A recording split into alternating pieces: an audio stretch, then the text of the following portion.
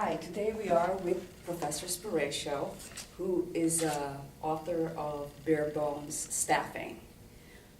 And I will be away from the camera to ask questions. Okay. Hello, my name is Katrina Spiratio. I'm a nurse attorney and an adjunct professor at the College of New Jersey teaching healthcare law. Okay. In Bare Bones nursing article, as well as in the news media and articles we have heard of nursing shortage, within the past 13 months we have also seen an overflooding of nurses to the extent that the newly graduated four-year nursing graduates are having difficulty finding jobs. In your expert opinion, what do you think is going on?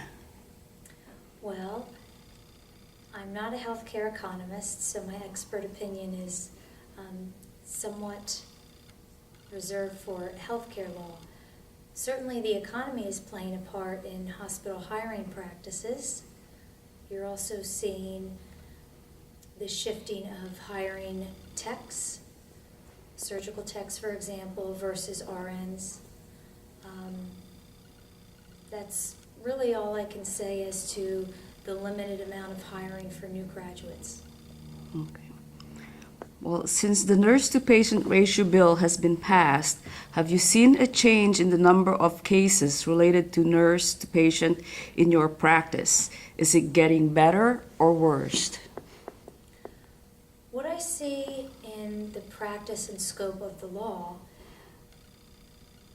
indirectly corresponds to staffing, in that registered nurses are overworked, possibly tending to higher amounts of patients, and how that plays out in their scope of practice when they seek an attorney is certainly administering the wrong drug, possibly to the wrong patient, and the Board of Nursing has begun an inquiry into allegations of negligence, for example. What I notice as a researcher very interested in this topic, Cecile, is the criminalization of nursing error.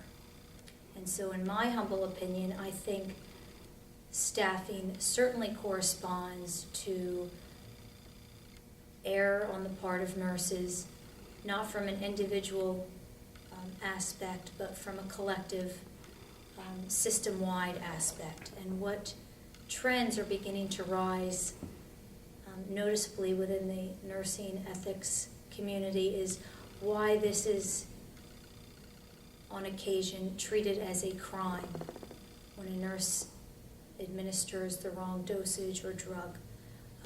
Why then is she criminally prosecuted? You're seeing certain cases, beginning with Louisiana, in Texas, those cases are coming to my mind now. But is that where the practice of nursing wants to go when a nurse really is not in full control of her assignment? That makes a lot of sense. Okay, so now I want to just switch to looking at the place where you wrote the Bare Bones Staffing. It's California. The California nursing unions appear to be effective. So how effective, in your view, are the unions of New Jersey in collective bargaining? Well, that question is very astute in that we first must begin with how effective is the California law. In other words, a law can be passed and there might not be teeth to that law because California specifically doesn't hold violators of that law too highly accountable, in that the fees or the fines imposed are somewhat small. So we have to question whether or not that law is being adequately implemented first. Secondly, unions are very beneficial on the one hand, but this isn't my opinion. I've read a lot of research touting whether or not unions promote the profession of nursing. And that's something I haven't yet formulated firmly in my own mind. I see and witness day to day in both my practice as an attorney, professor, nurse, how unions are beneficial in tightening the rights of nurses. Certainly employee rights, unions wield tremendous benefit. But is that where the profession chooses to progress, and therefore whether or not the profession is equitable to that of medicine, that of law, which in my opinion, our role as professional, bachelor prepared nurses, we could be. Is that where we want to grow? Okay. And And collective bargaining units as well, along that same line. okay.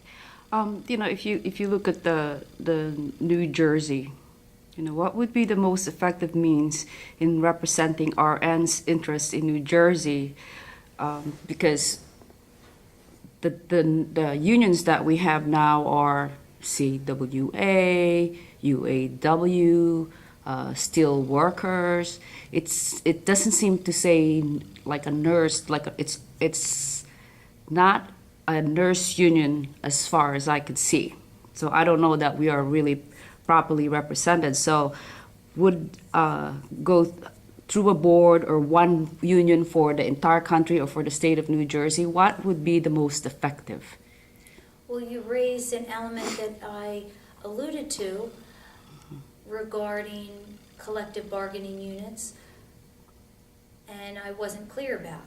Oh, Yes, that is precisely the argument countering the effectiveness of unions in promoting professionalism. Because as you're noting specifically, there are very few nursing unions.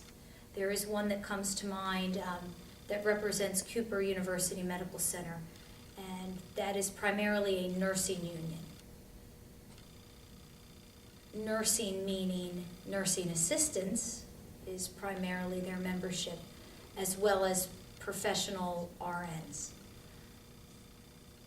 And the second prong to your question, I think, is within our state, what is the best methodology for promoting autonomy and rights, legal and otherwise, within our profession? I suppose in an attorney-like answer, I would prefer to say all of those opportunities. So opportunities for collective bargaining, and you mentioned the Board of Nursing, I think needs to be at the forefront, and more so nurses collectively being unified through membership with New Jersey State Nursing Association or other organizations. Oftentimes what you see play out is nurses shoulder to shoulder not supporting one another. And what I always counsel clients is be cognizant of who is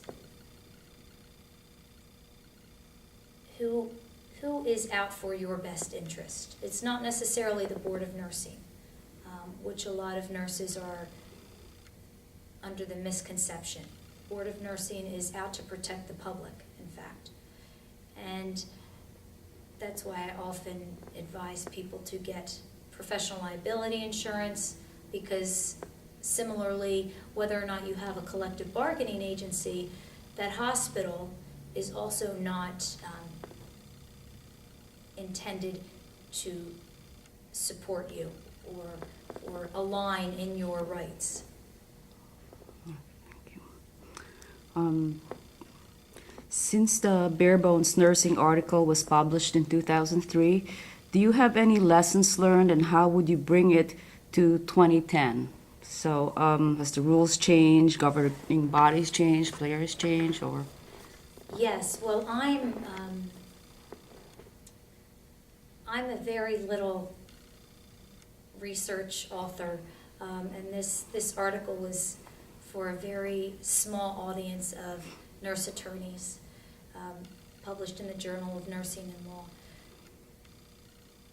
So humbly, I look to Linda Aiken, for example, University of Penn, or Peter Bauerhaus, nurse researchers, and he is at the Vanderbilt University, making leaps and bounds, correlating, evidentiary correlations between nurse-staff ratios and mortality.